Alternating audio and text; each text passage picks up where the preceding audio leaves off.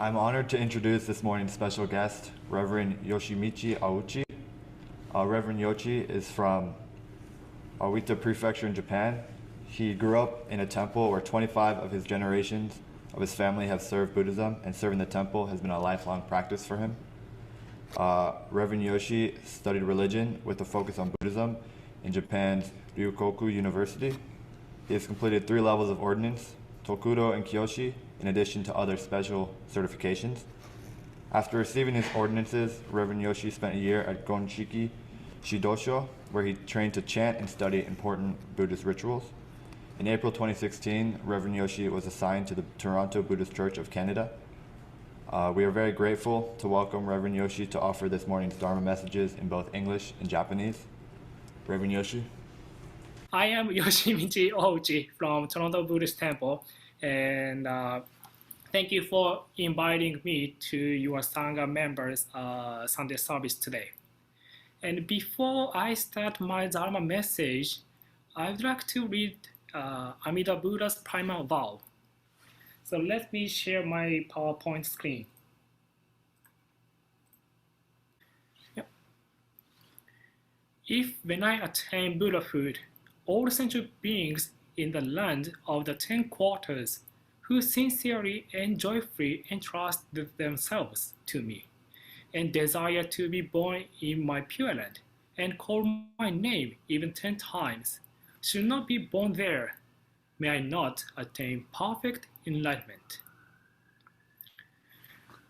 Before the pandemic, our temple used to invite high school students who studied world religions. When I did a workshop for them, they sometimes ask me how Buddhism makes people happy. When I heard this question, I always remembered a story by John Lennon. He said, when he was a young boy growing up, his mother told him, John, the most important thing in life, the most important thing is to be happy. So when he was in grade school, the teacher assigned a task to the class and asked each child a question. The question was, what do you want to be when you grow up? And John Lennon said, I want to be happy. The teacher said, no, John, you don't understand the question. But John Lennon responded, no, you don't understand life. So when I heard this story, I thought John Lennon must have received so much love from his mother. And the mother wished him his happiness, and John understood her wish. What I want to say is, we are always wishing happiness, but how long does the happiness last? And in Jodo Shinshu Buddhism, we believe that to encounter Amida Buddha's great compassion and wisdom is true happiness, because they embodied Amida's primal vow in Nembutsu, Namo Amida Butsu. We should not forget, Amida Buddha has been reaching out to us to have the ultimate happiness long before we ever wish it.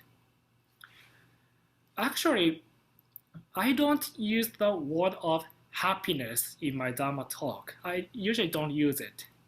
I usually use truth instead of happiness when I talk about Nembutsu teaching, because Shakyamuni Buddha taught his disciples the truth of our life. There is no distinction between good or bad, happiness or unhappiness in the truth and in the primal vow. And today, we are gathered here for the Bodhi Day service. Bodhi, Bodhi is the Sanskrit word for enlightenment.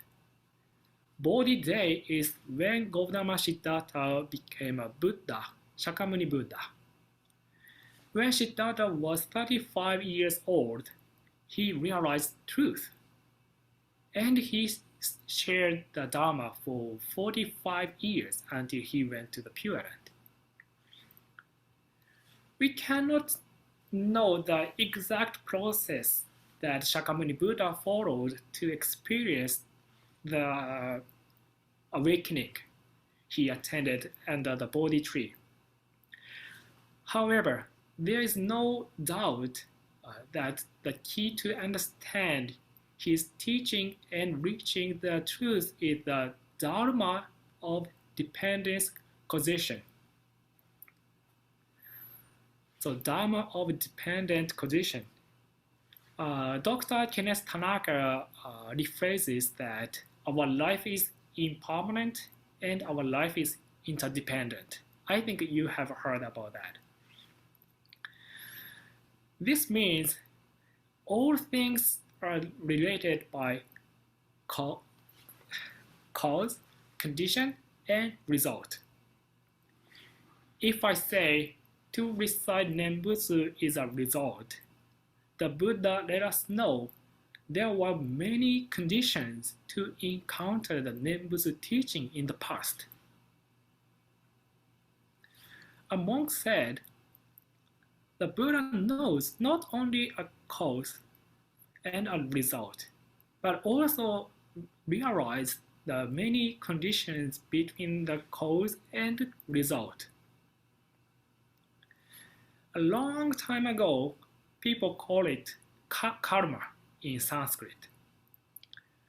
Without the conditions or the karma, cause and result would not exist. Our existence is also made up for many or variety of invisible conditions.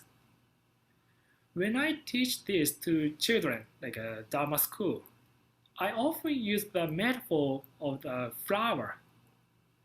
For example, the flower blooming is the result. Why did the flower bloom? It's because there was a seed. However, if there was only the seed, it wouldn't bloom into the flower.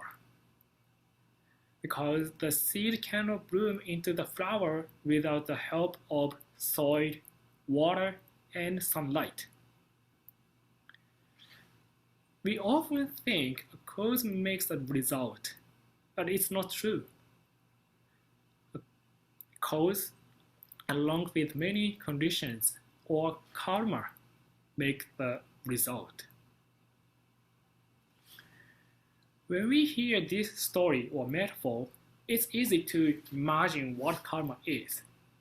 But when we think about our spiritual mind or emotional state, it's quite difficult to understand what karma is. In other words, the relationship of cause, condition, and result is not simply linear as we tend to imagine. It's not easy to imagine. When we talk about the teaching of the Buddha, we often use the phrase, everything is impermanent. That means everything that has a form will eventually fall apart. But if the form refers to our loved one's life or our own life, it can open our eyes. When we realize that our loved ones and we are going to die someday, the phrase, everything is impermanent, becomes a part of us deeply. Reverend Shigaraki said, suffering is painful when we cannot accept impermanent things. We believe impermanent things makes us feel deep sadness.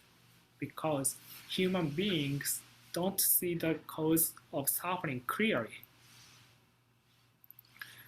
Shakyamuni Buddha had so many disciples because he clarified the root cause of suffering and explained his various teachings. When he was still alive, a woman came to him for advice with a lifeless baby on her chest. She lost her son because of illness, and she asked the Buddha for the medicine that would bring her son back to life and cure his illness. The Buddha replied, "All right, I will bring him back to life and give you a medicine." She was overjoyed. However, the Buddha made one condition for her. He said, "Bring me a poppy seed from a family who has never lost a loved one." Bring me a poppy seed from a family who has never lost a loved one.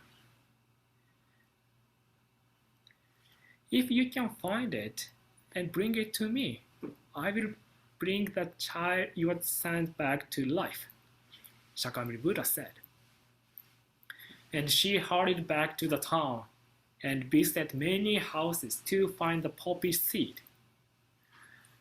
She could find the seed. However, every family had lost a loved one because of an illness, accident, and an injury. So she couldn't get the poppy seed to meet Buddha's requirement. In the evening, she came back to the Buddha. When the Buddha asked her whether she was able to find the poppy seed from a family who had not lost a loved one, she replied, Buddha didn't need to bring her son back to life anymore. When she asked the many families in the town, she realized that not only she had lost a loved one, but also everyone had the same sufferings as her. Moreover, she understood, even if her son came back to life, he would die again, because all things must die someday. When we ask a medical doctor the cause of death, they might say because of heart attack, cancer, or stroke. But the Buddha answers because of birth. Shakyamuni Buddha told her that indirectly. Therefore, she didn't ask the Buddha to bring her child back to life anymore, because she understood not only the result of her child's death, but also the cause through many conditions.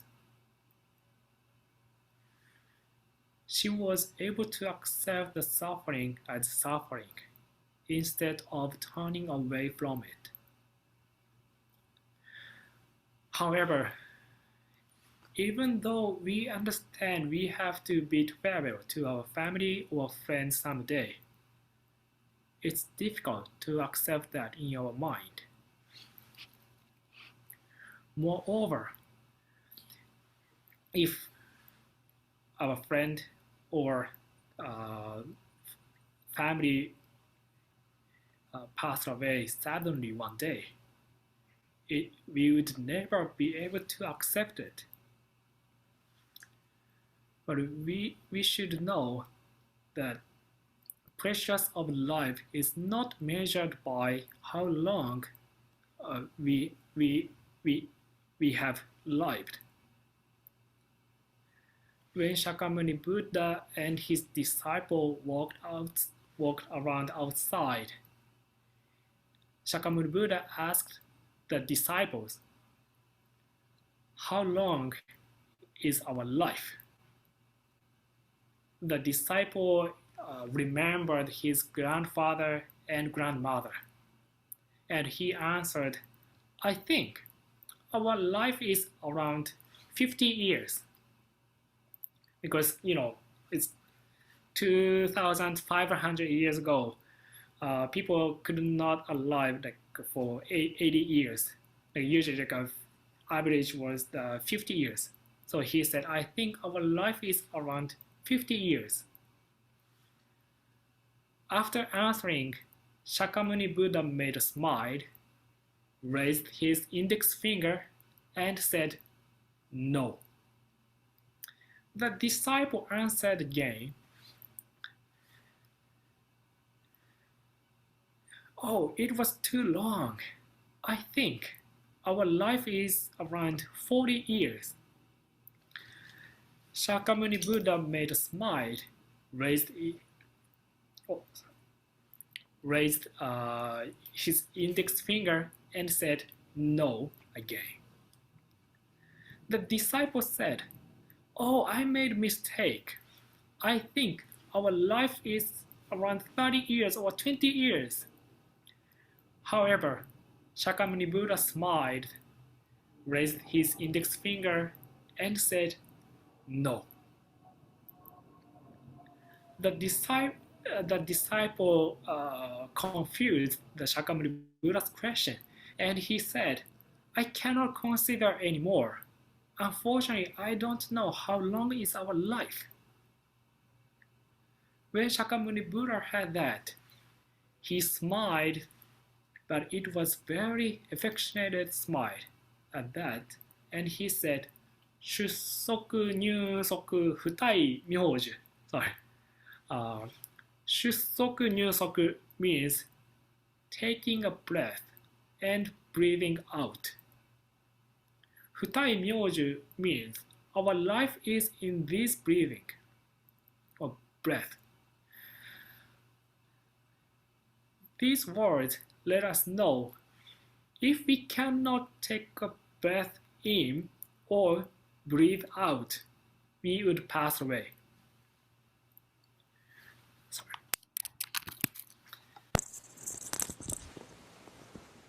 Sorry.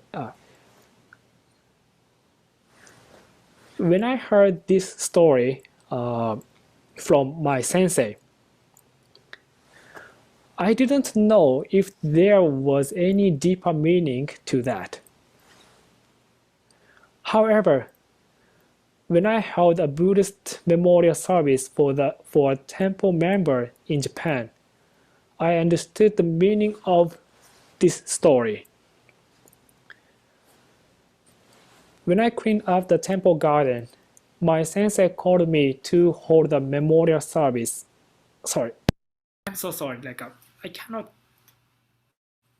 Can you hear? Okay. I'm so sorry. Yeah.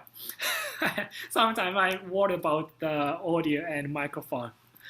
Anyway, I didn't understand what the meaning of that story. Shussoku, nyusoku, futai, myoju. We are living in the each breathing, or breathing out, or breathing in. But when I cleaned up at the temple garden, my sensei called me to hold memorial service suddenly. I changed my robe and went to the hondo.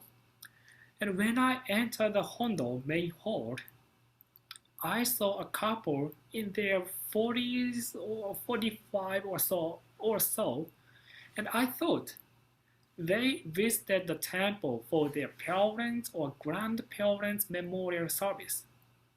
But when I took a seat, I saw an urn. It was very, very small. The memorial service was held for their baby. She passed away when she was 2 years old. After the memorial service, The parents told me that her smile was so cute. When she touched their cheeks, it made them so happy. When she stood by herself, they were so surprised. Each of her actions was so special and precious for them. They told me they had wonderful time together with her, which was so sweet. They knew that their baby could not live a long life because she had sickness by nature.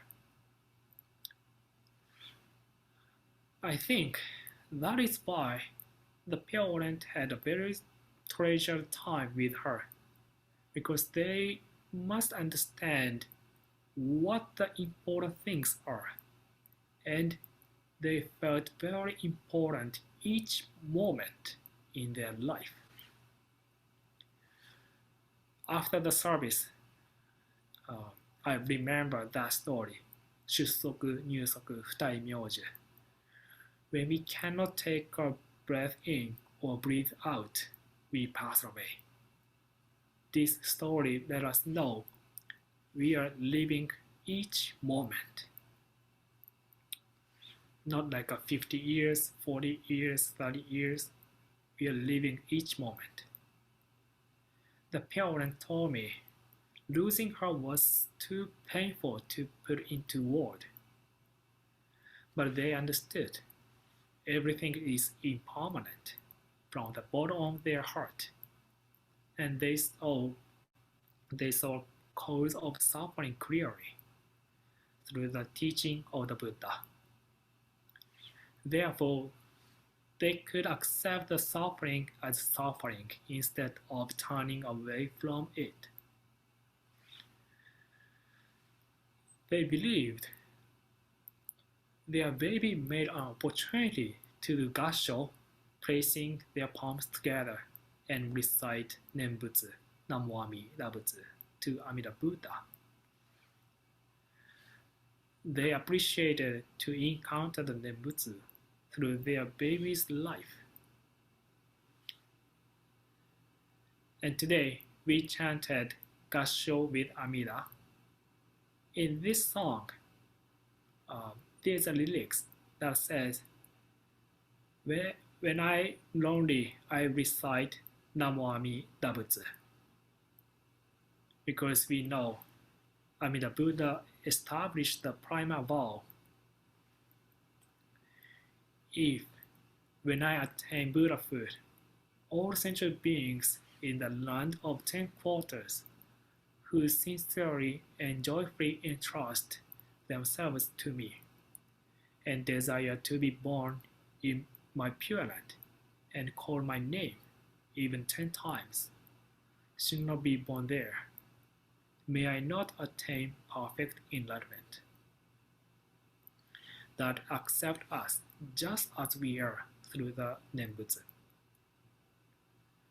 We may feel things other than happiness or beyond happiness, like gratitude, relief, maybe even sadness when we recite Nembutsu. And I believe you also receive so many conditions or opportunities to encounter the primal vow and recite Nembutsu in your life. And I'm so glad to place my palms together with you to Amida Buddha through the Bodhi Day service today. I would like to conclude my Dharma message by reading a part of the letter of Renyo. Whether I go before others or others go before me, whether it be today or whether it be tomorrow, who is to know? Those who live before us are as countless and as fragile as drop of dew. Through in the morning, we may have radiant health. In the evening, we may be white ashes. By so understanding the meaning of death, we shall come to fully appreciate the meaning of this life, which is unrepeatable, and thus to be treasured above all else. By virtue of true compassion, let us realize the unexcelled value of human existence, and let us live with the Nembutsu, Namo Amida Butsu, in our heart.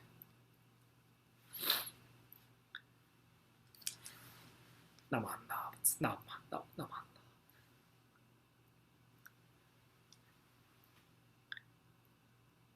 ダ。And now I will share my Dharma message in Japanese.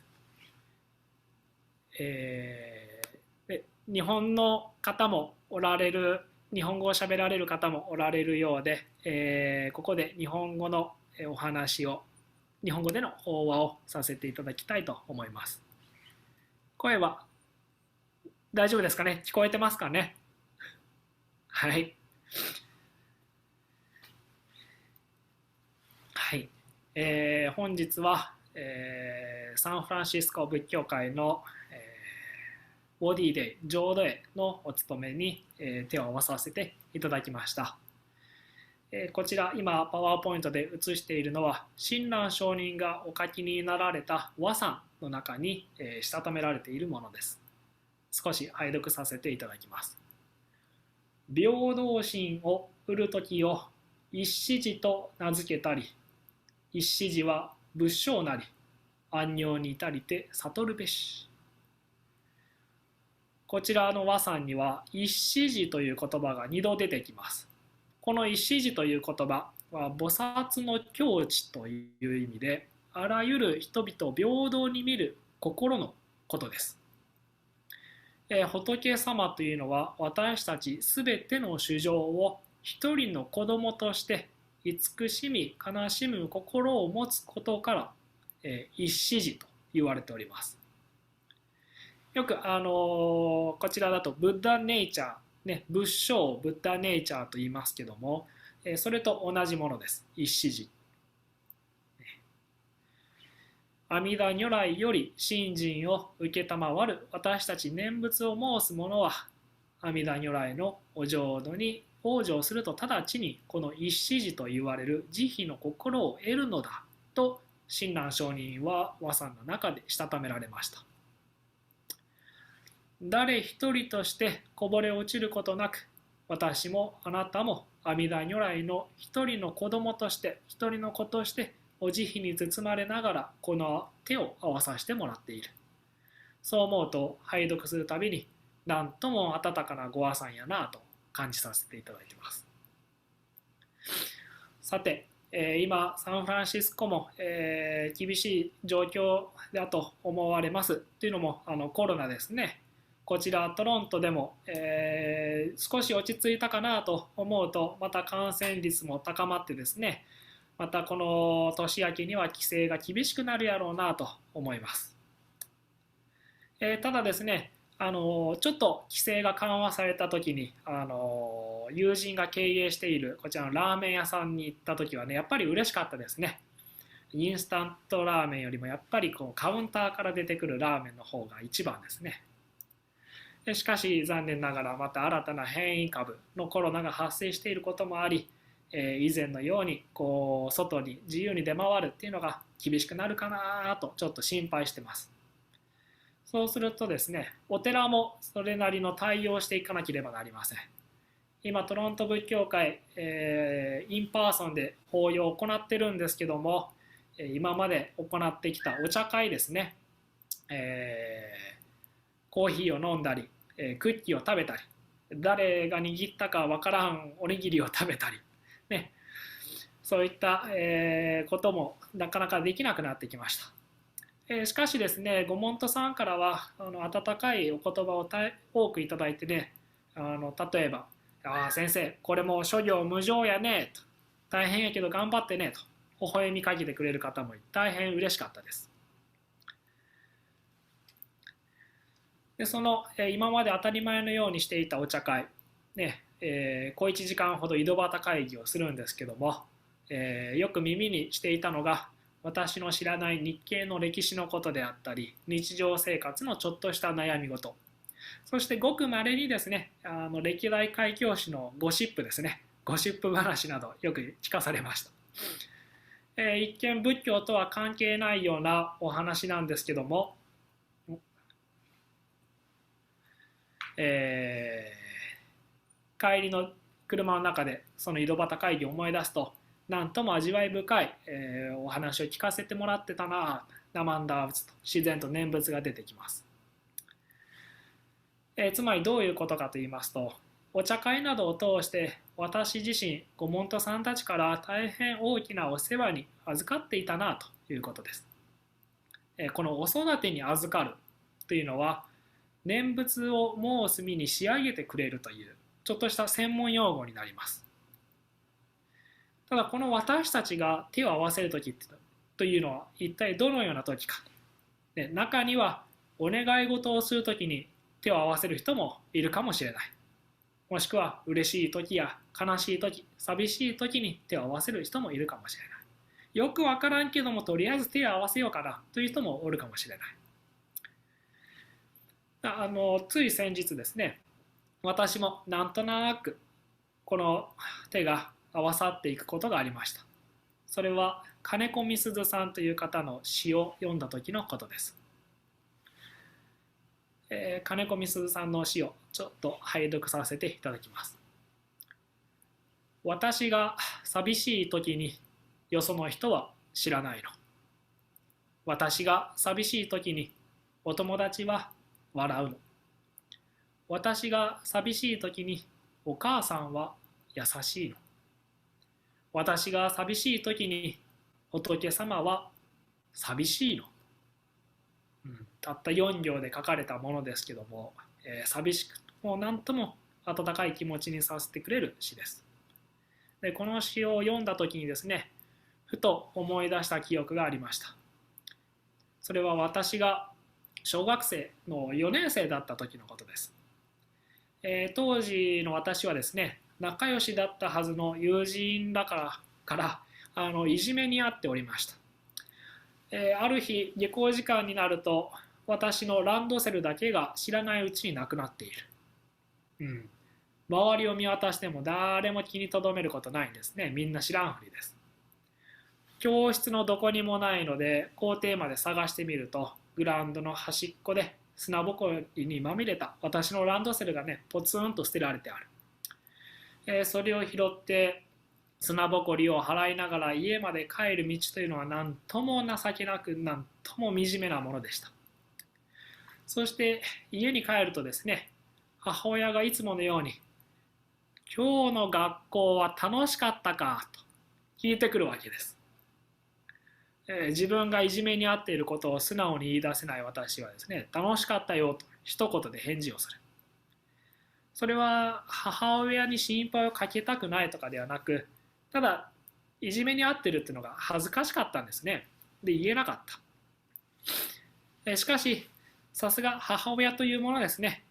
今思うと、いじめられている私も素直になれない私も母親は全てお見通しだったような気がします。ただですね、そのような優しい母親にですね、ある日八つ当たりをしてね、とてもここでは言えないような言葉を、母親に、言ったわけです。今でもちょっと後悔してます。するとですね、その私の姿を見かねた当時一緒に住んでいた祖母がこう私の手を強く引っ張るんですね。で実家と渡り廊下でつながっていた本堂、真っ暗な本堂に私を連れて行くわけです。これは叱られるなと思っていた矢先、祖母はですね、静かに仏様の前に正座をして私も正座をするように促してきました。どれぐらい時間が経ったか分かりませんけども、祖母は叱るどころか何も言わず、ただただ座っているだけでした。そして時間が経って私の心も落ち着いた頃、ばあちゃんがですね、合唱して何万ダブと念仏を申しておりました。私も自然と一緒に念仏を唱えていた記憶があります。そんな私の合唱する姿を見て、祖母がですね、あんたが寂しがっちょの時はこのばあちゃんも母さんも寂しい。そして仏様も寂しがっちょる。だけ辛い時は今のように手を合わせて南無阿弥陀仏ちいいよと言ってくれました。そして実家の今に戻ってからは素直に母親へ今までの辛かったことを話すことができました。彼女はただただ私の言葉を聞いてくれてました。当時のね、いじめられていた嫌な思い出というのはどうしても拭い去ることができません。しかしそれは同時に私にとって母親の優しさと今は亡き祖母の温かい手のぬくもりを思い出させる大切なものでもあります。その往生された祖母が教えてくれた阿弥陀如来のお慈悲というのは、私たちが辛く悲しい時に頑張れと励ます仏様とは違うんですね。または乗り越えなあかんよと激励してくる仏様でもない。辛かろうな、寂しかろうなと同じ思いに立ってくれる大慈悲の仏様でございます。そして私たちの口からこぼれ出るお念仏は、その阿弥陀如来の必ず救う我に任せようの呼び声のお働きであります。だからこそ、先ほどいただきましたご和算、平等心を得る時を一七時と名付けたり、一七時は仏性なり、安寧に至りて悟るべし、すべての衆生を一人の子として慈しみ悲しむ心を持ってくれる阿弥陀如来。その仏様より信心をいただく私たち念仏者は、誰一人としてこぼれ出ることなく、如来の一人の子としてそのお慈悲に包まれながら手を合わさせてもらっています。本日は浄土へというご縁をいただき、阿弥陀如来のお慈悲についてお話をさせていただきました。私自身こうしてまた皆さんと一緒に合唱ができるご縁をいただけたこと、大変嬉しく存じ上げます。どうもありがとうございました。合唱させていただきます。ナマンダー、ナマンダー、ナマンダー、ナマンダー。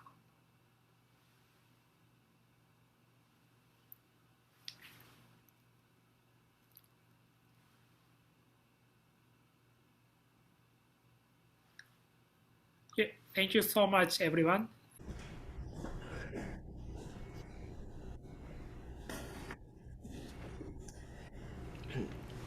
Thank you, Reverend Yoshi, for that insightful Dharma talk.